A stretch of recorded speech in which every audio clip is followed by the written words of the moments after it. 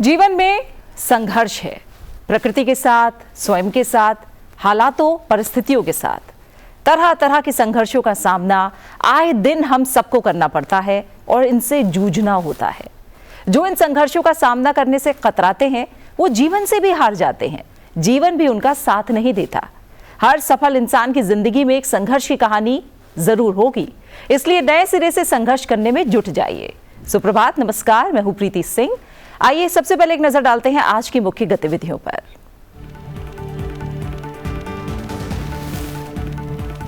लोकसभा चुनाव के 5वें चरण में 60% से ज्यादा हुआ मतदान।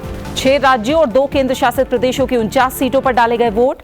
केंद्रीय गृह मंत्री राजनाथ सिंह, स्मृति ईरानी, पीयूष गोयल के अलावा राहुल गांधी, उमर अब्दुल्ला और चिराग पासवान सहित 695 उम्मीदवारों की किस्मत ईवीएम में हुई कैद। ओडिशा विधानसभा की 35 सीटों के लिए भी हुआ मतदान।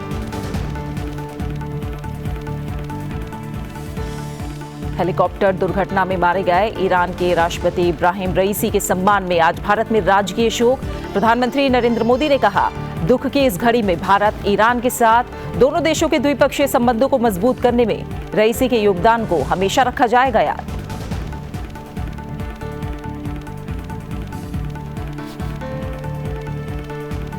देश के बैंकिंग सेक्टर ने बनाया नया कीर्तिमान। मुनाफा इतिहास में पहली बार 3 लाख करोड़ रुपए के पार। सरकारी बैंकों का मुनाफा सालाना आधार पर 34% बढ़कर 1.4 लाख करोड़ रुपए। प्रधानमंत्री ने बताया बड़ी उपलब्धि। वित्त मंत्री ने भी की सराहना, कहा राजनीतिक हस्तक्षेप को रोकने का नतीजा।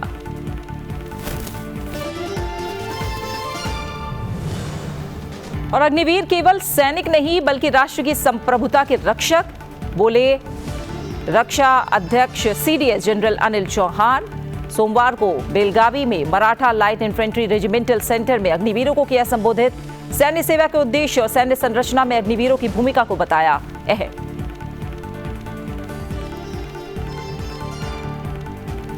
देश के कई राज्य भीषण गर्मी की चपेट में। दिल्ली एनसीआर में भी हीट वेव का सितम।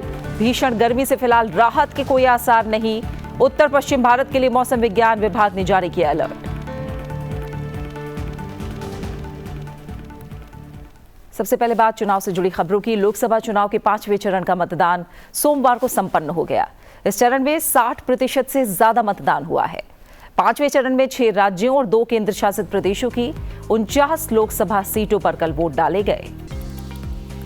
5वें चरण में बिहार की 5, जम्मू कश्मीर की 1, झारखंड की 3, लद्दाख की 1, महाराष्ट्र की 13, ओडिशा की 5, उत्तर प्रदेश की 14 और पश्चिम बंगाल की 7 सीटों पर मतदान हुआ।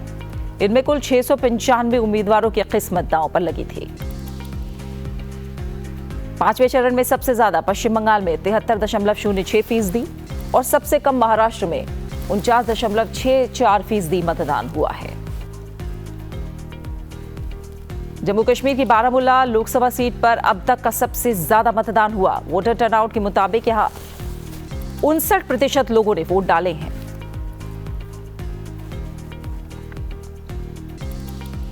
पांचवें चरण में लखनऊ से केंद्रीय रक्षा मंत्री राजनाथ सिंह, रायबरेली से राहुल गांधी, अमेठी से केंद्रीय मंत्री स्मृति ईरानी, मुंबई उत्तर से केंद्रीय मंत्री पीयूष गोयल ने पहली बार चुनावी जो मैदान है लोकसभा का उसमें पीयूष गोयल उतरे।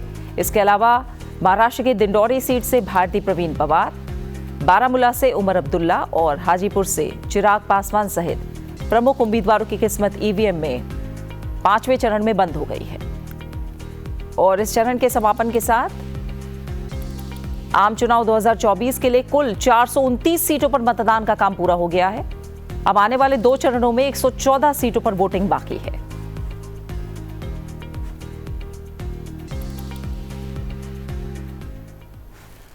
हेलीकॉप्टर दुर्घटना में मारे गए ईरान के राष्ट्रपति इब्राहिम रईसी के सम्मान में आज भारत में राजकीय शोक की घोषणा की गई है। ईरान के राष्ट्रपति इब्राहिम रईसी का अजरबैजान बॉर्डर के पास हेलीकॉप्टर क्रैश में निधन हो गया है।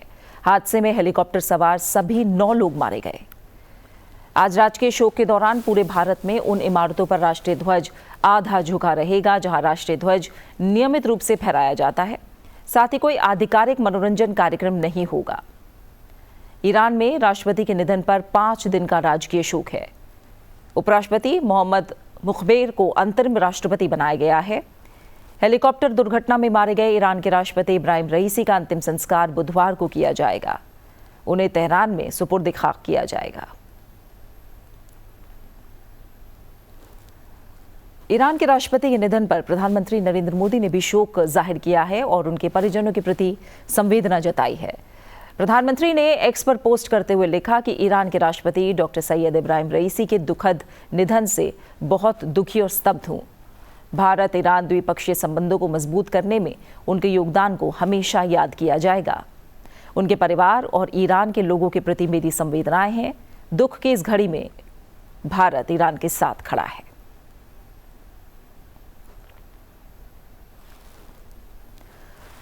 यूक्रेन रूस युद्ध और अन्य भू राजनीतिक तनाव की पृष्ठभूमि में विदेश मंत्री एस जयशंकर ने कहा है कि मुश्किल हालात बन रहे हैं और स्थिति और भी बिगड़ेगी।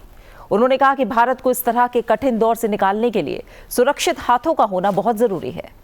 एस जयशंकर राजधानी दिल्ली में तमिल एजुकेशन एसोसिएशन द्वारा संचालित स्कूल में एक संवाद कार्यक्रम के दौरान बोल रहे थे। इस कार्यक्रम में कई ऐसे युवा भी शामिल थे जो दिल्ली में छठे चरण में होने वाले मतदान में पहली बार वोट डालेंगे। एस जयशंकर ने उनसे अपने मताधिकार का प्रयोग करने का आग्रह किया और ये बात रेखांकित की कि विकल्प का चयन करते समय ये जरूरी है कि विश्व यानी पूरी दुनिया आपके दिमाग में होनी चाहिए। चुनाव प्रचार के दौरान पाकिस्तान के कब्जे वाले कश्मीर पीओके पर कुछ राजनेताओं द्वारा इस्तेमाल की जा रही टिप्पणी पर एक सवाल का जवाब देते हुए उन्होंने कहा कि मुझे नहीं लगता कि लोग कह रहे हैं कि पीओके भारत का हिस्सा होगा। पीओके हमेशा भारत का हिस्सा था और रहेगा। एस जयशंकर ने कहा कि आज दुनिया में हालात बहुत कठिन दिख रहे हैं क्योंकि यूक्रेन में युद्ध चल रहा है। इजराइल गाजा, इजराइल ईरान के बीच मुद्दे हैं। उन्होंने कहा कि भारत के उत्तर में चीन और पाकिस्तान के साथ सीमा मुद्दे हैं। सीमा पार आतंकवाद एक बड़ा मुद्दा है। एशिया में दक्षिण चीन सागर में तनाव है और इन सब के परिणाम स्वरूप दुनिया की आर्थिक स्थिति बहुत मुश्किल हालात में है। हमारे चारों ओर ये हालात काफी मुश्किल हैं और खराब हो सकते हैं, लेकिन ये जरूरी है कि हमारे पास सुरक्षित हाथ हों जो हमें कठिन दौर से बाहर निकाल सके। The world is today looking very difficult. There is a war in Ukraine. There are issues with Israel, Gaza, Israel, Iran. You asked about Chabahar. Our own borders, we have issues with China in the north. Pakistan, there is the cross-border terrorism issue. There in Asia, South China, I see a lot of other tensions. And in all of that, the economic situation of the world is very difficult. And why I say this is, it's very important when we look at the future that we think of how to take India safely through a storm. There is a storm around us. The storm is building. It is going to get worse. But it is absolutely vital that we have, a safe pair of hands, good, sensible people who take us through a very difficult period. रक्षा प्रमुख CDS general Anil Chauhan ने कहा है कि अग्निवीर सिर्फ सैनिक नहीं बल्कि देश के नायक हैं और देश की संप्रभुता के रखवाले हैं। सीडीएस जनरल अनिल चौहान ने सोमवार को Maratha life infantry regimental centre का दौरा किया और एयरमैन ट्रेनिंग स्कूल बेलगावी में प्रशिक्षण ले रहे अग्निवीरों को संबोधित किया। उन्होंने प्रौद्योगिकी एकीकरण और लगातार सीखने पर जोर दिया और कहा कि लड़ाई के प्रति नवोन्मेषी रुख अपनाने की जरूरत है। उन्होंने अग्निवीरों द्वारा जताई गई प्रतिबद्धता को लेकर उनका आभार जताया जिन्होंने सशस्त्र बलों को पेशे के रूप में चुना है। सीडीएस ने कहा कि ये राष्ट्र के प्रति उनके असाधारण कर्तव्य का एक गवाह है। सैनिकों और उनके परिजनों के सामने आने वाली व्यक्तिगत चुनौतियों और चुनौतीपूर्ण वातावरण में काम करते समय आने वाली बाधाओं को स्वीकार करते हुए जनरल अनिल चौहान ने आश्वासन दिया है कि विभिन्न कठिनाइयों के बावजूद अग्निवीरों को सैन्य सेवा बेहद हितकारी लगेगी और उनका हर कदम व्यक्तिगत विकास करेगा और राष्ट्रीय सेवा में गर्व की अनुभूति कराएगा।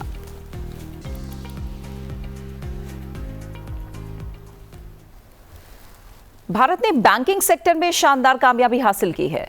वित्त वर्ष 2023-24 में देश के बैंकिंग सेक्टर को 3 लाख करोड़ रुपए का मुनाफा हुआ है। बैंकिंग सेक्टर की इस उपलब्धि की प्रधानमंत्री नरेंद्र मोदी ने तारीफ की है। वित्त वर्ष 2023-24 के दौरान पब्लिक सेक्टर बैंकों ने 1.4 लाख करोड़ रुपए का रिकॉर्ड मुनाफा कमाया है, जो बीते साल की तुलना में 34% ज्यादा है। वहीं प्राइवेट सेक्टर के बैंकों का नेट प्रॉफिट 42% बढ़कर लगभग 1.7 लाख करोड़ रुपए हो गया है। पिछले 10 वर्षों में सरकारी बैंकों में जबरदस्त बदलाव देखने को मिले हैं। बैंकों की बैलेंस शीट मजबूत हुई है, साथ ही नॉन परफॉर्मिंग एसेट्स यानी एनपीए में बड़ी गिरावट देखने को मिली है।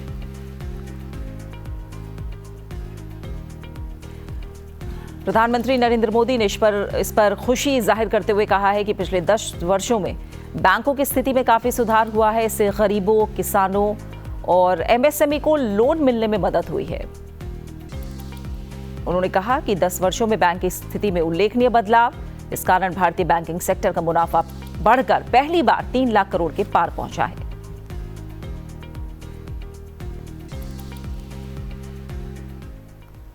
बात मौसम की। देश भर में झुलसा देने वाली गर्मी का दौर लगातार जारी है।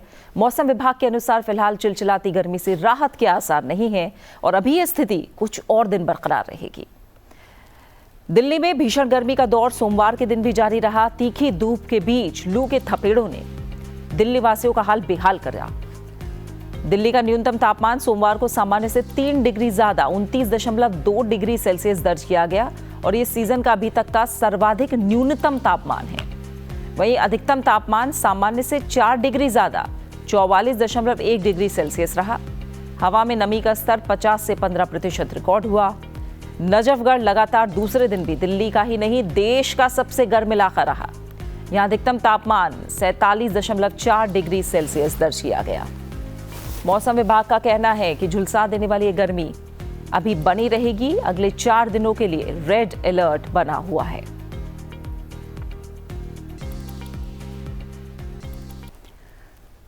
और आइए अब बात करते हैं आज के दिन से जुड़े इतिहास की और जानते हैं कि इतिहास में आज की तारीख से कौन सी बड़ी और महत्वपूर्ण घटनाएं जुड़ी हैं। 21 मई साल 1991 को भारत के पूर्व प्रधानमंत्री राजीव गांधी की हत्या की गई। देश में आम चुनाव के दौरान तमिलनाडु के श्रीपेरम्बदूर में राजीव गांधी भाषण देकर लौट रहे थे। तभी फूल देने के बहाने करीब आई धानु नाम की एक महिला ने उन पर आत्मघाती हमला कर दिया, जिसमें 13 से ज्यादा लोगों ने अपनी जान गंवाई और लगभग 40 लोग घायल हुए थे। इस हमले में श्रीलंका के तमिल छापामार संगठन liberation tigers of Tamil Eelam LTTE को दोषी माना गया था। मात्र 40 साल की आयु में देश के सबसे युवा प्रधानमंत्री का पद संभालने वाले राजीव गांधी की 46 बरस की उम्र में असामयिक मृत्यु हो गई।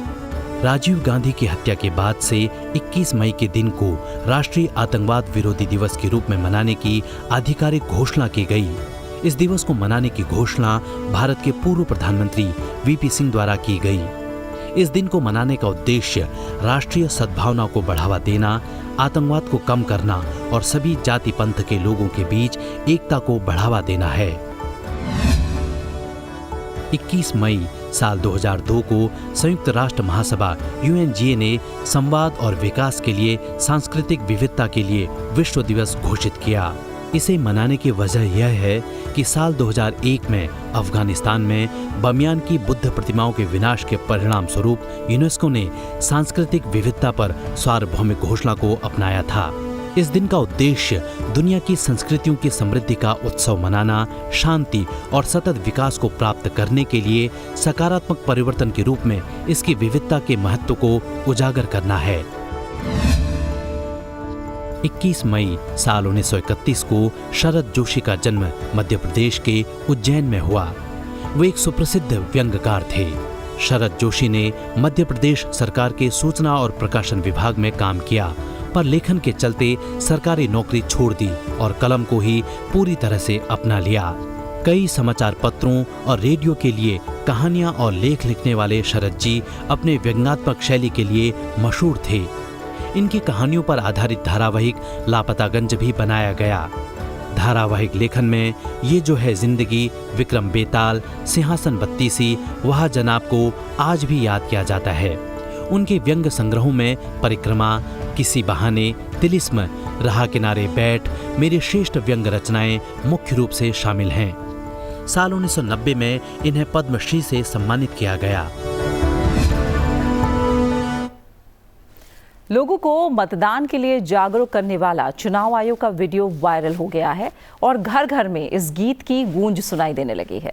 इस गीत को वायलिन की मधुर धुन पर पेश किया गया है और एक कलाकार ने इसे पेश किया है वायलिन पर। आपको जाते जाते छोड़ जाते हैं, मतदान के लिए चुनाव आयोग के लगभग एंथम बन चुके इस गीत की वायलिन पर निकाली गई स्वर लहरियों के साथ। अपना अच्छे से ख्याल रखिए और मुझे दीजिए इजाजत। नमस्कार।